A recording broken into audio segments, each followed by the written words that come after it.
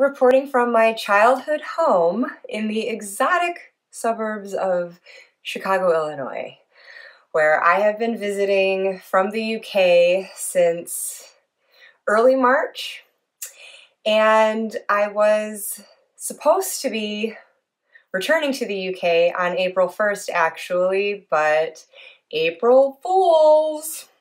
Life really got me this time. I'm making a joke of it, but in all seriousness, if you happen to see my Four Queens VR to Rose Honey ritual, I didn't get into specifics, but generally the situation that I was concerned about is coming to pass. And so I am not returning to the UK as originally planned, but staying on here at my parents' house indefinitely. I don't know. It feels kind of tacky for me to try to continue with these videos, but I feel like it's a good outlet for me.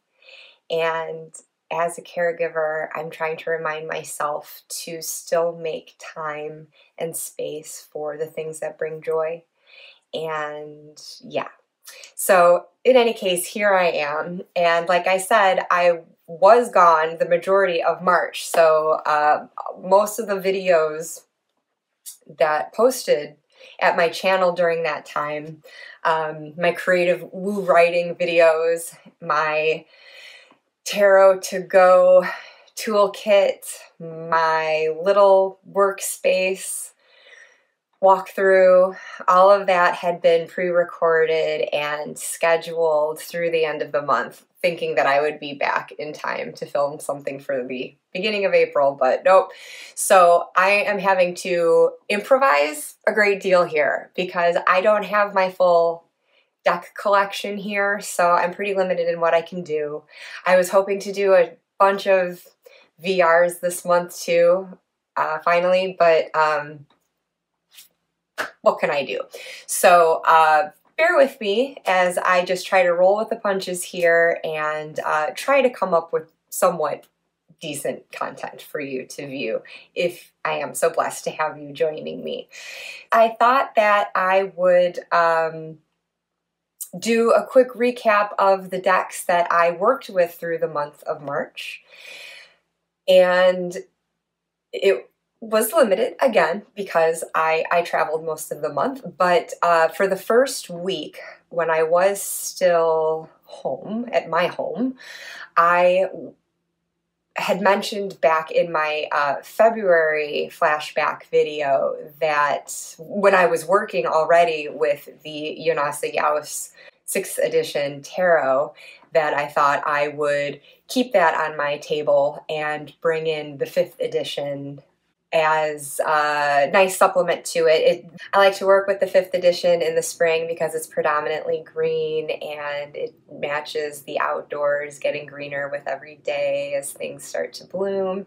And it's of course a beautiful complement with the 6th edition because it's the same artwork, somewhat modified card to card. They're not completely identical. There's more than just a color scheme difference there, but for the most part it's the same, and it's the same artist. So they're beautifully paired together, and with their different dimensions, they just look aesthetically pleasing on the table together as well. In working with those two, I also carried over the Hedge Witch Botanical Oracle deck, which I had already been working with the previous month. So then to travel to the US, you would think, since I just shared a video on my tarot travel toolkit, that that's what I would have traveled with. But no. It would have made sense, right?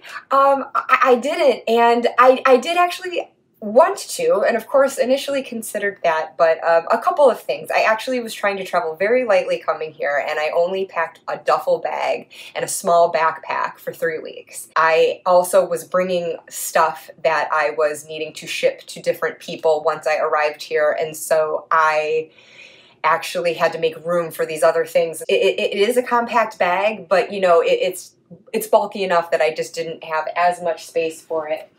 And so I ended up grabbing, I've got like little pouches like this that I could fit 2 travel size decks into, and it just, well, the decks aren't in there now, but I mean, it does pack pretty flat. It's easy enough to tote around. I also was feeling like I knew coming into this visit, I did not expect things to escalate to what they have, but I also wasn't expecting it to be too great either. And I was thinking that I was going to need something very gentle to work with through those weeks. I just wanted something that I thought could take that nice, soft, gentle tone with me while still telling me the truth of the situation and helping me take, you know, productive action and so forth. And so that deck just had to be the Gentle Tarot. This is the linen edition, so it's like the size of a playing card deck. Nice, flexible linen cardstock, which is my favorite.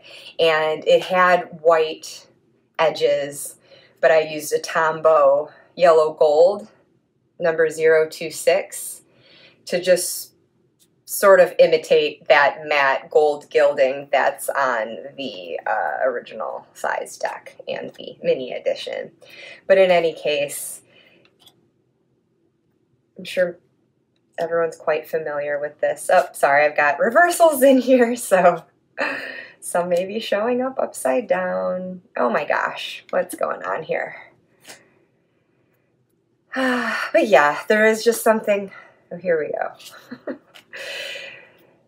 There is something gentle indeed about the artwork, and the messages in the guidebook are just lovely. This particular edition does not come with the guidebook, but at least not in a physical copy, but you do get a PDF version of it, and also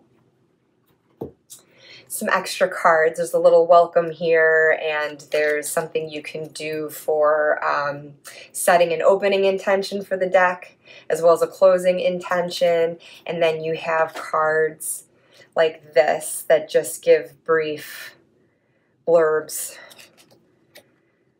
for each of the cards, going through the majors and the minors alike. It comes in a tuck box, just basic, nothing fancy whatsoever.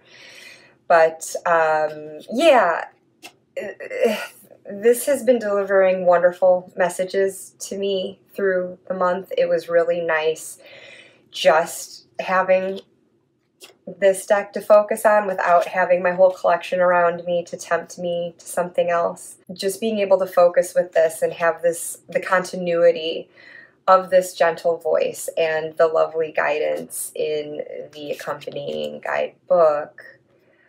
It's been powerful. It's been moving.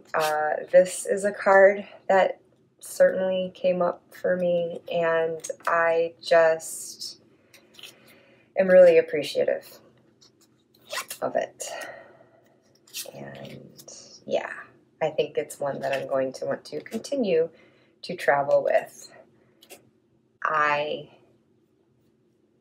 went with the mini Roots and Wings Oracle to complement that. Another deck that I'm sure many of you are quite familiar with. I get stuck with this rose petal finish.